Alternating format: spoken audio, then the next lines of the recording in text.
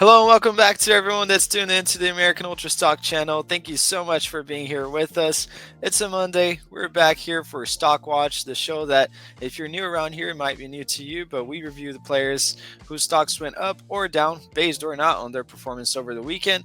We had an action-packed weekend, as always. A lot of players doing well and some doing bad, but straight to the point, Braden. The first one who catches your eye, was it a stock up, a stock down, positive or negative? Yeah, I think I have to start this off with Weston McKennie. Absolute screamer midweek in the Champions League against PSV. Unfortunately, a lot of the Americans at PSV are injured right now. Dest's still not back. Tillman and Pepe now out for a significant amount of time. So, unfortunately, that game wasn't as fun to watch for Americans as I guess we would have hoped. But still, McKennie with an absolute golazo on the volley. One of the best goals of the week by anybody, I think it's fair to say. And he also captained Juventus over the weekend in their huge Derby d'Italia win over Inter Milan, 1-0. He played pretty solid, I think, at the 10, created a lot of chances.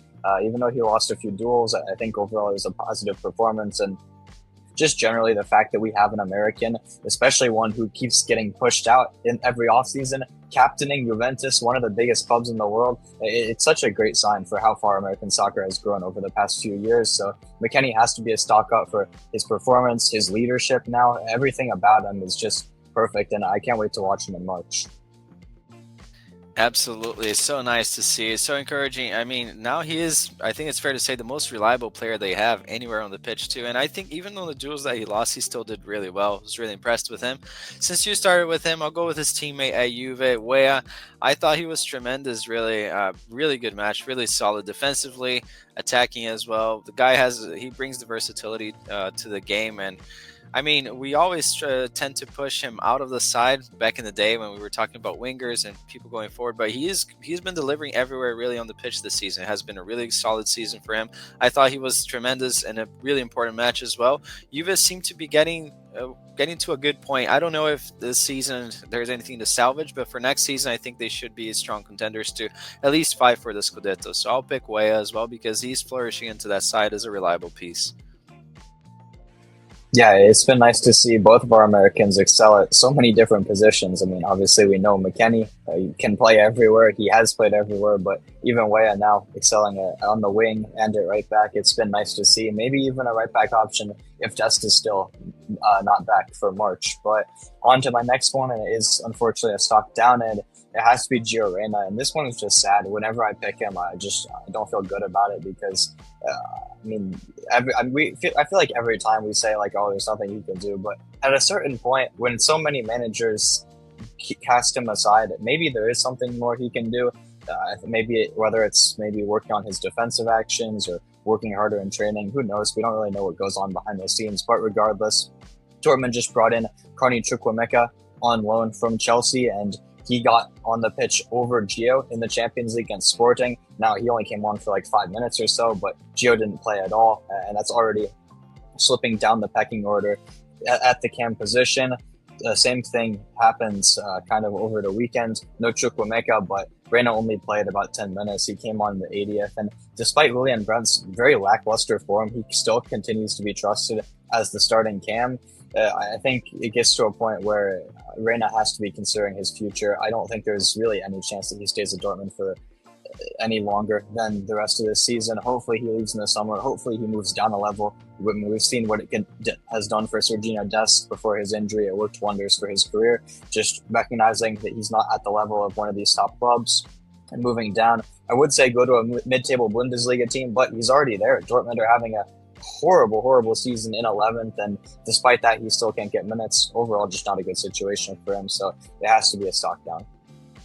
Yeah, like you said, at some point we have to question, are all of these guys wrong, really? Is he really just a very unfortunate guy that doesn't get opportunities? They see him day in, day out. And I will say, Julian Brandt, in my opinion, is having a really bad season. At least right now, his form is probably at an all-time low, and Gio still can't get any minutes ahead of him. I agree. And on the same note, I'll pick another guy that has problems with injuries. It's not that he's injury prone. I feel bad I'm not kicking the man while he's down, is going to be Balogun, because it's going to be very tough for him, in my opinion, to walk him. I think he will walk back into the side. I don't know if as a starter, but he's going to get minutes. I think that's fair to say. But it's hard to compete with a guy that's absolutely on fire. Correct me if I'm wrong with the pronunciation. Bireth, looking amazing, really, and so much more complete and looks more polished as a player overall. I think he's just ahead of Balogun in every sense, even though he came from Sturm Graz out of nowhere, really. I know he had a pass with the big academies, but he's delivering. And I think that Balogun, for us, he's been doing well. He was great at the Copa America, but it doesn't seem to work at Monaco for one reason or another. I think it'll be tough, especially now. The fact that they went to the market to get someone kind of tells you what they think about the player as well. So sadly, it's going to be a stock down for him. And I hope that he gets back from injury so he can fight for that spot. Yeah, it's just unfortunate. I mean, I think we're at the point already, despite it only being 2 seasons, and it doesn't even feel like that because of his injury problems this year, where I think we need to say Balogun needs a move in the summer, which is crazy to say, but I mean, Mika Vireth has come in and set the world alight. He already has 2 hat tricks in just a few games, 7 goals already for Monaco. He's a year and a half younger than Balogun as well. They also have Mbolo at the club. They have George Alenica, who's an 18-year-old star striker that they also spent a significant amount of money on when they bought Balogun.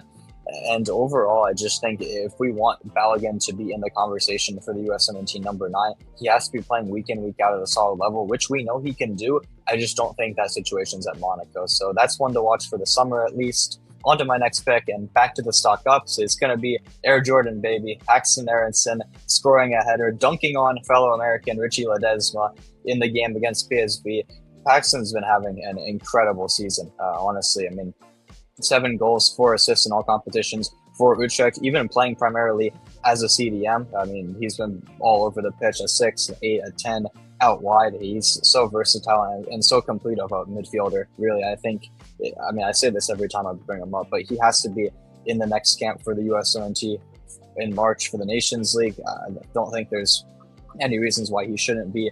I mean, he's proving himself as a big game player now, scoring the game winner against Feyenoord at their place, scoring now against PSV at the Philips Stadion. He's scoring in basically every big game that they have, and it's just been so amazing to see his breakout this season.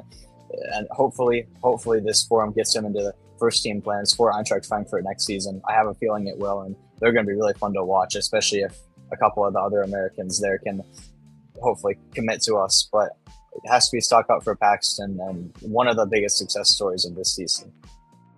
Absolutely. I mean, this is a guy that I will say makes us proud, really, with the opportunities he's gotten. He looked really good at a club that, let's be honest, almost vanished. And when he was playing for Frankfurt, yes, it was too early, maybe a little too raw, but he didn't look out of place. And now he's making the most of it out of a loan move that honestly looks phenomenal. So props to him. On the up, I'm also going to follow up right here with another guy. You hinted at the number 9 and possible competition that Bal is going to face. Well, he faces already, but he needs to fight with to keep his number 1 spot as the number 9. It's going to be Josh Sargent. He was on the score sheet again. And I will say, if this guy manages to stay fit, that's the big if, really, for him club-wise. If he stays fit, there's no way that a low-level Prem club wouldn't like to scoop him up. But that's the problem. Just fitness-wise, and also for the national team, he has been missing. And he hasn't scored for us in like ages. But for now, with the injury situation, Haji Wright even also with a problem with his ankle ligament, it looks like he'll be the number 9. And I'm liking what I'm seeing, honestly. Scoring right now, right before the camp. Hopefully he follows up with a couple more before we get to see him for the USMNT, but it has to be a stock up for Josh Sargent. Yeah, especially with Balogun and Pepe injured, this might finally be his time to take the opportunity and really prove himself as a USMNT number 9, because we know he hasn't scored for the national team in 5 years. It gets brought up every single camp, and even every time he scores for Norwich, which is, I think, a little bit unfair. But on to the next one, and it's going to unfortunately be another stock down. It's going to be James Sands. And this one is gutting, honestly, because he came into St. Pauli in the Bundesliga and immediately had an impact for them, getting into their starting lineup, playing very solid at the 6th position, a stable Bundesliga player, gets hurt pretty badly in their most recent game, and he really doesn't have a timetable on his return. It's looking like he'll be out towards the end of 2025, maybe even 2026 until he's back. And since he is on loan at St. Pauli, yes, they do have an option to buy him, but he only played a few games for the club. He was solid. He was a starter. I just don't know if they're willing to make that investment given the injury. And it looks like maybe he could just be going back to NYCFC when he's back, which it would just be another European adventure wasted. Last time it was kind of due to poor form at Rangers. This time it would just be out of his control. And I feel so bad for him because honestly, he was even making an argument to be in the USMNT conversation, which is not something I would have expected. So fair play to him on the forum, but hopefully he makes a speedy recovery and can get back to Europe once he's healthy again. But it has to be a stock down being out for so long and potentially having his Bundesliga dream ended so quickly. Yeah, I hope they just have a bit of, honestly, there's no way to justify it, just an unjustifiable amount of empathy for him because he was doing well for them. Looks like a good signing. I wouldn't imagine that he's too expensive to keep on a permanent deal. And they can see some penalties, especially the way the club's structured. It kind of goes well with them to keep the faith in players like him. Perhaps the sense, hopefully he gets back to fitness. It's really unfortunate. Following the trend of a stock down, I'll have to go with Christopher Lund. Again, I always watch Serie B for whatever reason. It's one of the leagues I watch the most, and I'm just really disappointed. I was just tuning in especially to watch Pogiampalo, the former Venezia player, left for Palermo. I thought he was going to deliver. He's delivering already, scored a penalty, so he's above the Serie B level. But then in that match, I was just really disappointed with Lund. I feel like his confidence isn't there. One of the things that he thrives on is going forward, and I feel like the confidence just isn't there for him to do that. He got subbed out, but I don't think it was necessarily due to performance. It was more of a tactical change. But I will say, compared to where he was in the USMNT pecking order, now with the emergence of Tolkien in the Bundesliga as well, I think he falls down the pecking order a little bit. And the most concerning thing is, with these types of performances, I don't think he's going to stay. Well, not stay, but he won't upgrade his club level. So he'll probably stay around Palermo, which doesn't help him too much.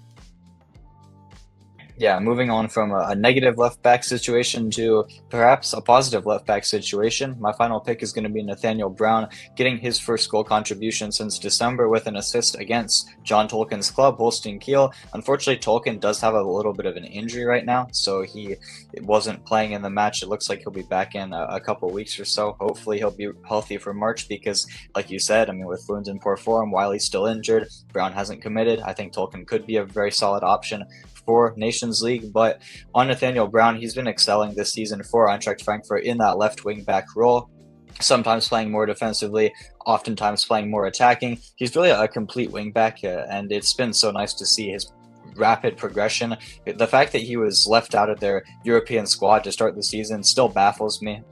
And going from that to a week in, week out starter, he even won their Player of the Month in December. It's just been so nice to see the rise. And honestly, he's been rising even too quickly because now he's on the radar for the German national team. Although I will say, I do think on Instagram he did unfollow the German national team. He still follows their youth team page, which obviously he plays for their U21s currently. But I think he unfollowed. Correct me if I'm wrong in the comments. But the main national team page, and he started following Paxten, who will be his teammate next season at Frankfurt. Hopefully, Agent Air Jordan can get some recruiting done there next season and fully convince Nathaniel Brown to pick the USMNT, because whether him and Jedi are playing in the same position, I'm confident we can find a way to make it work, get them both on the pitch, because he's too talented of a player. We've said it so many times to lose out on, especially to a nation like Germany who are so talented in their own right.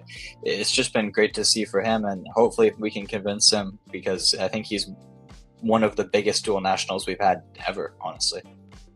Yeah, and that would be a guy that would be a lock for a really important position. That, yeah, now we're good with Jedi, but in the future, it never hurts to have quality guys around. So yeah, that's definitely. I hope that Poch revisits that approach that he had in the past, because this is a guy that could easily go to Germany, and if he's good enough for Germany, that speaks volumes on what he would do for the USMNT. My final pick right here is going to be Tanner Tessman. He was very absent on my list lately. I don't think the move to Lyon was really the best one, but Paulo Fonseca seems to like him. Second start in a row, played really well. Granted, it was against really bad opposition, I will say, but also getting some compliments on the post-match press conference. That's encouraging. I think that now it's on an upwards trajectory. It was a long time to settle in, but now with the new coach, I think the club is getting a little bit better. John Textor, the owner, seems to have. Well, they already got clearance from UEFA. They're not gonna get relegated by Ligue 1. They're gonna find a way to overcome the financial hurdles they have, and now with that helps him, makes the move a little bit better. And also with a new manager, it seems like he's grabbing his chance. He's not playing bad. He's doing really well, and the forward passes are really nice to see how calm he is on the ball. So it's going to be a stock up for a player that I think needed this stock up for quite a while. Hopefully better things to come for him. That wraps it up for the 5 players on our stock watch. But now we're going to recommend to you guys and also tell you guys our opinions on players who we're going to be watching for this week. We always pick one player who's more famous, mainstream player, and another one that may go under the radar. And if you're crazy enough to follow these players that are not so easy to watch, we're also going to recommend one. Braden, who are the 2 picks for you this week? Well, my mainstream one is going to be, you can't get more mainstream than this. It's going to be Christian Pulisic. I think this is one of the biggest weeks for him in a while. I mean, he's obviously had such a good season for Milan, but the form as of recently has started to die down a little bit. I thought he was very quiet in the first leg against Feyenoord in the Champions League in the Netherlands. And since he was on the bench against Hellas Verona over the weekend in Serie A, he came on, didn't make much of an impact. Since he was on the bench, it's looking like he will probably start the second leg against Feyenoord at AC Milan in Italy, and it's a huge match for them. I mean, if they don't win by multiple goals, they're going to be going out. Obviously, there's no more away goals rule, so they could go to extra time. But I think it's pretty clear that Pulisic has been Milan's best player this season and most consistent player. If they are to have a chance at going through, which I think everyone would say the expectations are they should go through over an opposition like Feyenoord, who they even just stole their best player in the January window, Pulisic's going to have to be at his best, and this is another big moment that he can step up. Before the season, there were some allegations that maybe he wasn't a big game player. I think it's safe to say that he's disproved them this season with several huge performances against high-level opposition. Here's another chance to do that. Hopefully he can go out and make Milan proud, advance them to the next round. And then for my sleeper pick, it's not going to be one player that I'm going to pick, but I'm just going to say MLS as a whole.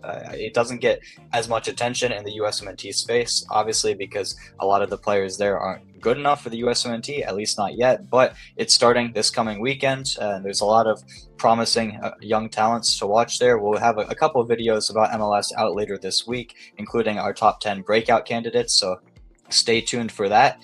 But I think overall, it's just going to be, it's always an entertaining league to watch regardless of the level. And there's a lot of key youngsters that could break out this season and take the next step, maybe even get USMNT call-ups, who knows. So definitely keep an eye out for that this coming weekend. Yeah, I don't know if I'm cheating right here by picking Musa, also for the same reasons. I think that Milan, I'll be honest, that first leg was horrible. I won't even point it out too much on Pulisic. I just thought it was horrible. They shouldn't be playing like that. I thought Leão really has a big problem with not passing the ball in so many opportunities, just holding up the play. Ultimately, they need to get through, and I think Musa can be an important part of that. He's been starting for them. Props to him for cementing himself into that squad. So I'll definitely tune in for that one. Maybe a bit of cheating right here, but I promise, guys, we didn't talk about this before, and I honestly had Musa. It is a no-brainer for any USMNT fan. And also now for the under-the-radar one, it's going to be Griffin Yao. Some of you guys may remember he was electric during the Olympics. Sadly got injured during the transfer window, didn't get a move. January didn't happen for him either, but now 3 matches in a row that he's gotten an assist in every single one of them. They're going to be playing at home against Sporting Charleroi. I butcher the name, but regardless, I think now that since all these 3 matches that he got an assist as well, they avoided defeat, 1-2, and tied another one. So I think now playing at home, hopefully they do well. He's been on fire. I think he's been playing so well. This is a guy that desperately needs a move, and I think he's good enough for a move. I'll definitely tune in to watch him. Hopefully you guys do as well. But let us know in the comments below what you thought about this week, who you're going to be watching for this week. You're going to tune into all of the games. Hopefully you guys agree with us on the picks, and if you don't, let us know in the comments below. We'll make sure to respond to your arguments as well. It's always nice to see you guys commenting on the videos. Please remind to leave a like, subscribe, share with your friends, and we'll see you next time.